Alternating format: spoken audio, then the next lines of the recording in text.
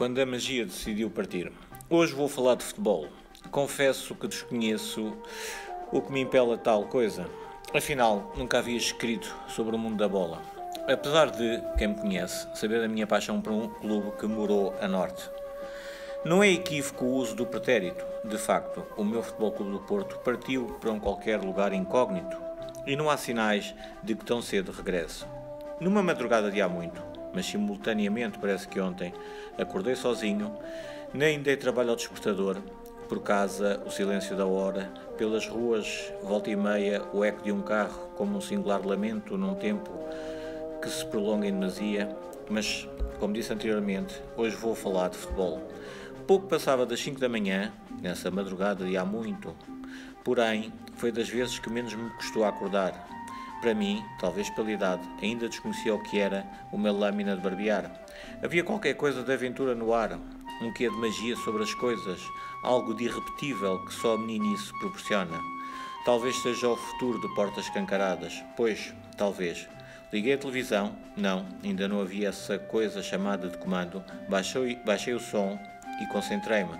Sempre vi um jogo de bola como um todo, da ambiência às expressões dos jogadores, da atitude em campo, ao golpe de sorte, do gênio ao puro esforço. Tal intempérie que se abatia sobre aquele lugar, que, nem por acaso, era num lugar tão distante, quase como se fosse noutro planeta. Aqui a neve só consubstanciava essa ideia. O jogo era em Tóquio. Procurava incessantemente um vestígio de verde, mas só inclemente manto branco. Apesar de tudo, ia haver jogo, menos mal, pensei. O esforço pelas 5 da manhã não fora em vão. Durante toda a transmissão havia um barulho de fundo que muitos achariam irritante. Para mim, soou a melodia. Houve necessidade de prolongamento. Perto do fim, senti 20 minutos a jogar sobre o gelo. Aquele magnífico jogador argelino, num arco sublime, direciona a bola ao encontro dos meus desejos e o Futebol Clube do Porto sagra-se campeão do mundo de clubes. 6 meses antes, a 27 de maio de 1987, na capital da ópera, contra todas as previsões, desde uma arrogância buçal aos favores dos média, familiarizados com nomes e marcas, e com uma traumática experiência 3 anos antes, com uma inglória final perdida, fruto de mais um que teve o seu preço, assisti ao mais belo bailado sobre um tapete verde, digno da capital que acolheu tal espetáculo. Só que vi camisolas azuis e brancas, de listas verticais por todo lado, até que, já se entrara no último quarto de hora, após tantas bolas perdidas, o magnífico argelino fez o impensável.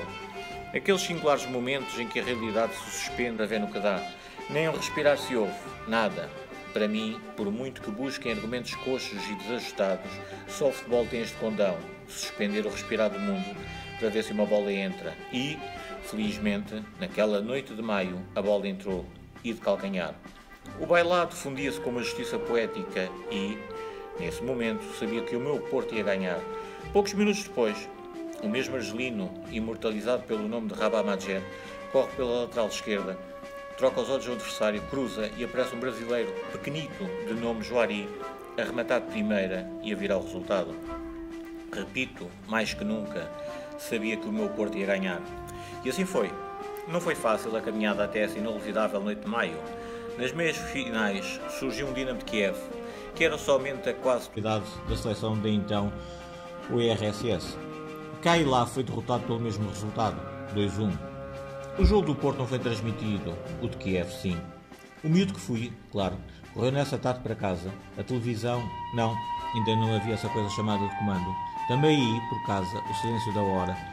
Meus pais, abraços com o pão de cada dia, não me passou despercebido o fanatismo dos soviéticos, assim como o esmagador apoio dos mais de 100 mil espectadores.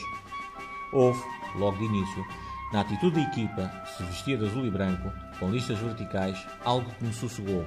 Uma vincada personalidade, uma determinação em tatear o sonho. A frieza de um campeão, pareciam, com aquelas listas verticais, soldados a executar ordens de um general oculto. E venceram. E calaram os mais de 100 mil e trouxeram um bilhete para Viena. 16 anos depois, apareceu um sujeito que, em vez de dizer o que pensava, fazia com que acreditassem no que dizia. Levei o meu tempo a gostar da figura, até que, certa noite, após a derrota com os gregos do Panathinaikos nas Antas, corria ao ano 2003, tratava-se de uns quartos de final da Taça UEFA, Ele surge no relvado com gestos de acalmia. No fundo, a garantir que se ia dar a volta. E bem que se deu. Seguiu-se a Lásio, que levou 4. E deu-se Sevilha, mais uma noite de maio, com um calor de agosto. Desta vez eram os escoceses católicos de Glasgow. Após 90 minutos subsistia ao 2-2. Havia muitos nervos no ar. Também o Celtic sonhava em reconquistar um troféu internacional. Porém, foi preciso esperar pelo prolongamento. E lá apareceu outro brasileiro, de nome Derlei. Apesar do calor de agosto, do prolongado tempo, ainda corria, ainda fintava, rematou, marcou e devolveu-nos a glória europeia 16 anos depois. Por cá, ao longo destas décadas, como disse o conhecido treinador de uma equipa inglesa, só dava Porto.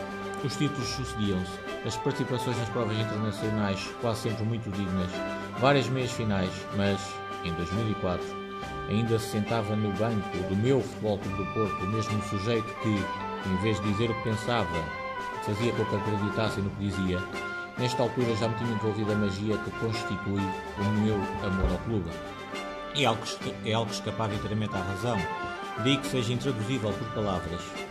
O calendário marcava março, escassos minutos para o término do jogo. Nesse momento estávamos eliminados. Jogávamos em Inglaterra, diante do então crónico campeão inglês. Confesso que mudara várias vezes de canal durante o decorrer do jogo. Estava descrente. O passado com equipas inglesas também não era abonatório. O árbitro assinala livre a nosso favor, à entrada da área adversária. Tínhamos um especialista neste tipo de lances, seu nome Benny McCarthy. O remate sai colocado, o guarda-redes estende para a frente, onde surge o oportuníssimo Costinha a rematar para os quartos de final e a reescrever um tom triste e cansado fado. Também não é traduzível por palavras a alegria daqueles escassos segundos. Ainda hoje, quando revejo aquele lance, receio que Costinha falhe aquele miraculoso remate. Felizmente, a bola toma sempre o mesmo rumo. Foi mais ou menos por estes dias que alguém da minha família disse de Mourinho: parece um feiticeiro. Veio o Lyon e caiu. Seguiu-se o Deportivo da Coruña, com muitas habilidades pelo meio, também caiu. Não havia antídoto para o feitiço do Setubalense. A 23 de maio, pois, mais uma noite de maio, contra a seleção francesa na forma de equipa do Mónaco. Primeiro Carlos Alberto, depois Deco, por fim Alenichev, e podiam ter sido mais. Pela segunda vez na sua história, o meu Futebol Clube do Porto sagra-se campeão europeu. Se sei a equipa de cor: Vítor Bahia, Paulo Ferreira, Ricardo Carvalho, Jorge Costa, Nuno Valente, Costinha, Pedro Mendes, Deco, Manique, Carlos Alberto e Derlei.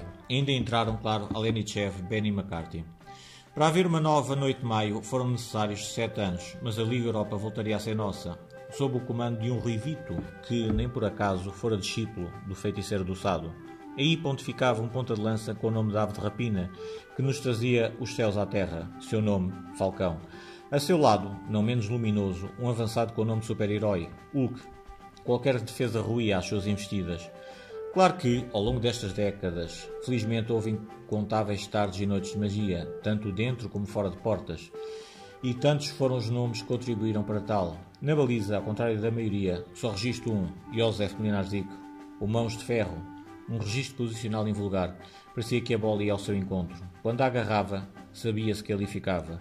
A frieza de leste ao serviço do desporto, o tempero certo no todo de uma equipa, para arrefecer o ímpeto lusitano e moderar o samba carioca. Houve um jornal que chegou a apelidar-o de o abominável Homem das Neves, após a noite de Tóquio, sob a intempérie. De facto, nada o derrubou na defesa das redes. Este, sim, para mim, o número 1. Bahia e Casilhas, dignos sucessores. O resto, anedotas com luvas. Basta recordar um violeiro, de chinelo no pé, que enterrou o meu clube, em momentos capitais, durante não sei quantos anos, com os amendos de quase todos. Bom, mas consagrei estas linhas àqueles que eternizaram o meu Futebol Clube do Porto, e não para os que procuraram obscurecê-lo, fosse um chinelo no pé ou acordes mal amanhados num violão.